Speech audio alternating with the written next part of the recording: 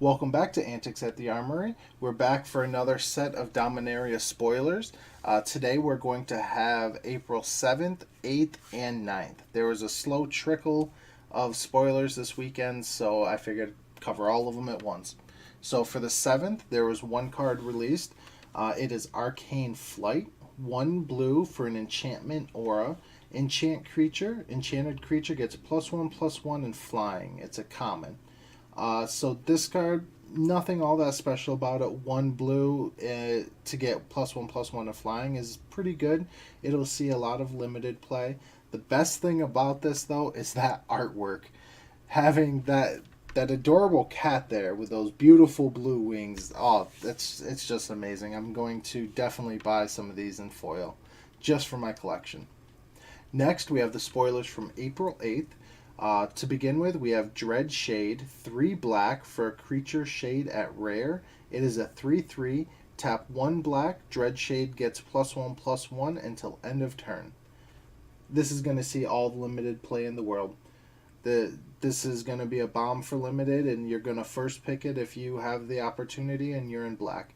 The 3 black does hinder it a little bit, but I don't think it's going to be that much of a hindrance to keep you from playing it. As for that, if a mono black deck does shape up in standard, this will definitely see play. It might be slotted into certain commander decks. Other than that, I don't think it's going to see a whole lot of play. Next, we have Evra, Halcyon Witness, 4 generic, 2 white for a legendary creature avatar at rare. It is a 4/4 with lifelink. Tap 4 generic, exchange your life total with Evra, Halcyon's Witness's power. So this could be pretty good in like a Voltron style deck. I could see maybe a little bit of Fringe Commander play. Limited, it's going to be okay. Nothing great. A 4/4 for 6 with lifelink is just that. It's okay. As far as standard play, I don't think this is really going to see any standard play. Commander, like I said, maybe a little bit. Modern, Legacy, Vintage, it's not going to see play. Although thinking about it, this card is going to have to be blocked at every chance. You know, if you have 15-20 health and swing in with this, if they don't block it, that's 4 mana swap and they could be dead. So this might be a little bit better than I think. Next, we have the spoilers from April 9th. We're going to begin with Gaia's Blessing, 1 generic, 1 green for a sorcery at uncommon. Target player puts up to 3 target cards from their graveyard into their library. Draw a card. When Gaia's Blessing is put into your graveyard from your library, shuffle your graveyard into your library. So this is solid. You know, it's going to see some commander play, maybe some standard play. Limited, it's going to be okay. Being able to get your good stuff back from the graveyard, that's always solid. And older formats, I don't think it's going to see play. But this just screams anti-mill.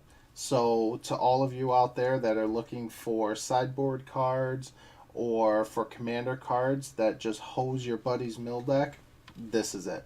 If you're in green, you'll be wanting to play this. Next, we have Tempest Djinn. 3 blue for creature Djinn at rare. It is a 0/4 flying. Tempest Djinn gets +1/+0 for each basic island you control. So in a mono blue deck, this guy's going to be huge. Even in like a blue X deck, this could see some play. It's definitely going to see play in limited. Standard, potential play. Commander, yeah, I could see this being slotted into like Teferi deck or something along those lines. Older formats, not really.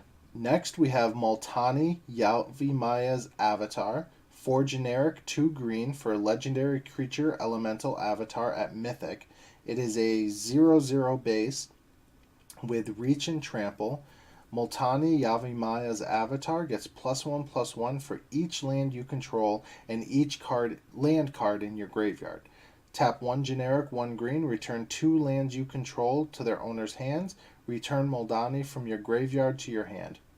Limited, this is going to be really good. That recursion is going to be powerful. Standard in a ramp deck, this could see a decent amount of play and would be pretty big. In Commander, this is going to be a fun card to play around with. Brawl, this will be pretty good. Older formats, I don't think it's going to see any play. I'm kind of excited to brew with this in Commander though. Next we have Benelish Marshall, 3 white for a creature human knight at rare. It is a 3/3. Other creatures you control get +1/+1. In standard, if a white weenie deck shows up, this is an instant go.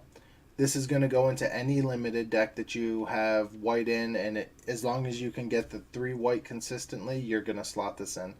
Commander, this is a nice commander card as well. It can go into any white deck and be relevant. The fact that it's not legendary, especially for standard, is really good. Modern, that's a little bit tougher. This is going to go into very specific decks, and I'm not sure if the deck that this wants has been created yet. So he might have to wait for a little more support before he sees any play in older formats. Next, we have Torgar, Famine Incarnate, 6 generic, 2 black for a legendary creature avatar at rare. It is a 7/6. As an additional cost to cast this spell, you may sacrifice any number of creatures. This spell costs 2 less to cast for each creature sacrificed this way. When Torgar, Famine Incarnate enters the battlefield, up to one target player's life total becomes half of their starting life total, rounded down. Alright, so that is a lot of text. So essentially, depending on how many creatures you have to sacrifice, this could be a 2 mana 7/6 that nukes an opponent. For Commander, everybody starts at 40 life. So if your opponent is, or one of your opponents is below 20, or at 20 or below, this can insta-kill them, which is amazing because it's their starting life total, not their current life total, which is really good. So this is going to be fun in Commander. This will be fun in Brawl. Standard, I don't think this is going to see a lot of play. Maybe if like a black-green Saproling deck starts, this could see some play as their top-end finisher. Older formats, I don't see it. Maybe token builds in Modern. But other than that, I don't see any play for this in older formats. Next, we have a reprint for Skirk Prospector. 1 red for a creature goblin at common. Sacrifice a goblin, add 1 red to your mana pool. It is a 1/1. So this is a common, and it's probably the best card spoiled over the last 3 days. The reason I believe that is this is going to go right into goblin decks, and this could put some goblin builds over the top, and it might even bring it up to a tier 1 status. The fact that this is a very popular card in Legacy Goblins and played in pretty much every build, it has a lot of power packed into a very, very simple card. And that's it for April 7th, 8th, and 9th for Dominaria spoilers. If you like this, then hit share, like, subscribe, hit the little bell for notifications, and leave us a comment down below. Let us know your opinions of the set so far, what you like, what you dislike, what you hope to see soon, and what you hope you're not going to see. Just hit us up, and have a good day.